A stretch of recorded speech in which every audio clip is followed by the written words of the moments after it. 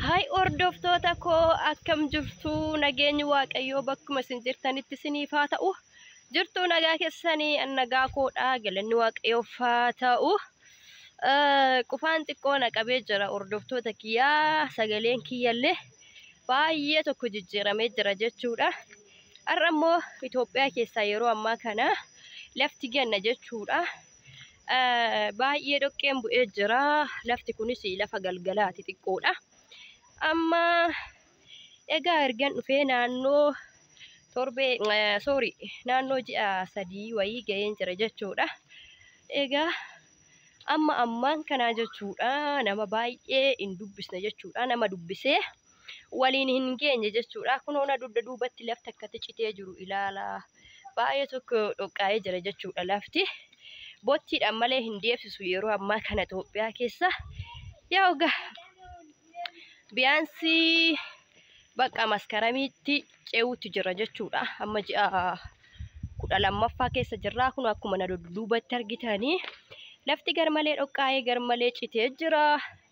Yaa akka biyya Arabaatti lafti kuni boonaadha jechuudha. Yeroon kuni boona. Nu bira ammoo yeroon kuni xiqqoo yeroo gannaati jechuudha. Amma egaa akkuma isiniin jedhe hordoftoota kiyyaa durbii koo dubbisuu deemaan jira jechuudha. Baay'ee na komattee bakka ji'a 3 ga'eera hiddan dhufe isiniin jedhe. Ji'a kana gidduutti bakka na komattee sadhumaa lafa na keessa jirti jechuudha. Ishii bira deemaan jira. Asumaan illee kunoo lafa adoo'aa ejersa gaman jira garuu lafti akkatti citee jiru argitani. Lafti baay'ee dhoqqaa'ee jira. Bottiidhaan malee deemsisuu hin danda'u. Kun akkasitti keessa bacaqachaa jirra. Hordoftoota koo naannawaan kun immoo ejersa gamaadha jechuudha. Waggaa dheeraa ejersa gama kana otoo hin dhufin har'a dhufeen jira jechuudha. Egaa imalli koo kana fakkaataa dhoqqeen garmalee dhoqqeen lafti muluun garmalee dhoqqeedha. Kunoo lafti bona waan ta'eef jechuudha. Ijoolleenis na lalakkafaa jiru, ijoolleen achi taa'aa jiru. Akkasumallee naasee waan ta'eef ijoolleen kunoo qaccee tokkosaa jiru. Bokkaan akka roobne bokkaan akka dhaabbatu qaccee tokkosaa jiru. Kunoo inni qaccee tokkosullee kunoo as jira, nadheessaa jira. Egaa hordoftoota kiyya waan tokko isin wajjin haasa'uuf hin dhufe. Ijoolleen maalidha wanti ishiin gochaa jirtu? Maali ani na duukaa deemanii na ilaalatiin jiru, natti kolfaa jiru jechuudha. Safara kana namni hin beekne safarri kuni Walisoo keessaa ejersa gama jechuudha. Ejersa gama jedhama jechuudha. Duratti ejersi gamni baay'ee baadiyyaa ture. Amma garuu ejersi gamni akka jirutti mana malee waa tokko ofirraa hin qabu jechuudha hordoftoota kiyya. Wanti hunduuga akka durii fi harka xuriitti nafanii kan jedhan duru jiru mitiire. Kanaaf ejersi gamni duratti baay'ee baadiyyaa ture. Amma haala ajaa'ibaatiin ejersi gamni magaalaa ta'ee jira. Magaalaa guddoon Walisoo keessa ejersa gama jedheetan fudhadha. Egaa imalli kiyya akkuma itti fufetti jira. Baay'ee tokko laafeen jira. Dhugaa dubbachuudhaaf daandiin natti dheerate. Anamma muteelidhaa bahee kunoo muteelii baheen ejersa gama gaara fiixee gubbaa ejersa gama ta'eetuyyuu fiixee gubbaan deemaa jira jechuudha. Akkuma argaa jirtan kunoo ejersa gamatti suuqonni garagaraallee ijaaramanii jiru jechuudha.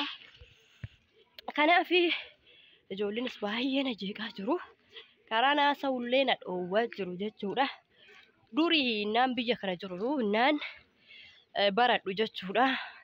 Innaan bara 2010 yeroon barataa turetti jechuudha. Mana barumsa Garisuu Dhukiitti yeroon barataa turetti ejersi gamni kun baay'ee baadiyyaa ture jechuudha. Akka yeroo ammaa kana hin babal'anne jechuudha. Manneen illee akka yeroo ammaa kana baay'ee hin ijaaramne. Dhugaa dubbachuudhaaf fotoon kaameeraa duubatiin waraabee isin agarsiise. Baay'ee dhugaa kana ijoollee Walisoo jechuudha. Ejersa gama kan beektanii amma dhugaa atoo viidiyoo waraabee sin agarsiise baay'ee tokko sin garrama jechuudha. Kun ejersa gamaa jettanii baay'ee tokko sin ajaa'iba jechuudha. Magaalaa guddoo ta'e laftumti duwwaa jiruyyuu isinitti mul'atu manneen garagaraatti isinitti mul'ata jechuudha. Anallee kaakunoo turtii waggaa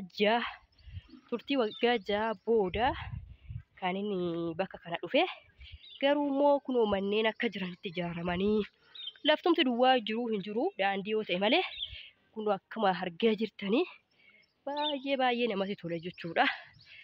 Garuu ibsaanillee galee jira jechuudha. Ibsaanillee galee jira. Wanti hunduu xumuramee jira jechuudha. Baay'ee das nama jedha. Isiniin jedha hordoftoota kiyya. Egaa bakka deemaa jiru kanallee itti dhiyaadheera. Akkas isiniin jedha hordoftoota kiyya. Dhaamsi koo immoo kana qofa osoo hin taane namoonni naannawaa kana fakkeenyaaf ejersa gama hin tuffatinaa jechuudha. Namoonni amma lafa faa bitachuu barbaadan jechuudha. Manas ta'ee lafas ta'ee mana jechuudha. Namoonni ejersa gamaa bitachuu barbaadan akka durii seetanii duubatti hin deebi'inaa. Ejersi gamni magaalaa guddoo taatee jirti. Kanaaf obbii fi yeroo kaan obbii fi naannawaa ejersa gamaa tuffatu namoonni. Garuu ejersi gamni amma magaalaa guddoo taatee jirti. Obbis magaalaa guddoo taatee jirti jechuudha. Kanaaf seera qabeessa haa ta'u malee lafallee manallee bitachuuf ejersa gamaa duubatti hin jedhinaa ijoollee walisoo isiniin jedha. Ejersa gama fakkeenyaaf yoo fudhattanii ibsaanillee qoxaariin guddaan illee galee jira jechuudha. Fakkeenyaaf eelee fayyadamu, istoofii fayyadamu wanta barbaadan akka biyya alaatti bicha maashina uffataallee hin kaasa jechuudha ejersi gamne jechuudha. Dur garuu yeroo naas turettanii otoon biyya alaa hin deemin duratti ejersa gama maabiraanni hin qaqqabne jechuudha. Maabiraanni kan qaqqabe kan ishii iftu qofaadha jechuudha. Kanaaf dhaamsi kiyyaa kana amma manan deemaa jirus qaqqabaatiin jira. Kana isiniin jedha jechuudha. Viidiyoo zimma'ee oduu qofa osoo hin taane wanta isin fayyadus gidduu bubuusatan isin waliin haasaa jechuudha.